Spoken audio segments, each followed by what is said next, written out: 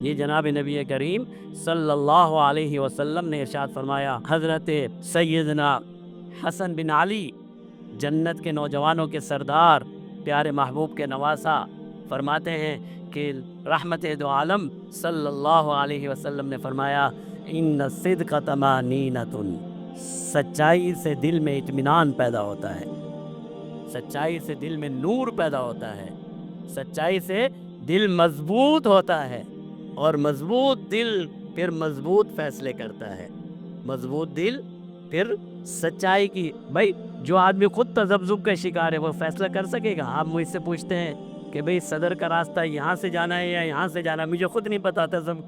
شاید یہاں سے چلے، شاید وہاں سے چلے جاؤ، شاید یہ اچھا رہے گا۔ بھائی آپ کو بھی تذبذب کر دیا۔ ان الصدق طمانینۃ، اگر سچ بولیں گے، سچائی کو اپنائیں گے تو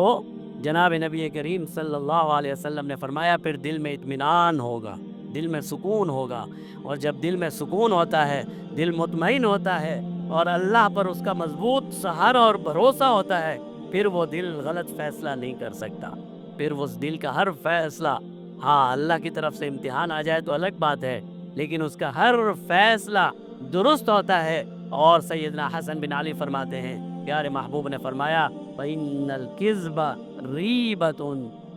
کذب، جھوٹ بولنا، یہ دل میں شک پیدا کرتا ہے، یہ دل کو کمزور کرتا ہے، یہ دل میں شکوک اور شبہات پیدا کرتا ہے، اور جس دل میں شکوک اور شبہات ہوں پھر وہ دل صحیح فیصلہ نہیں کر سکتا، وہ دل صحیح فیصلہ نہیں کر سکتا۔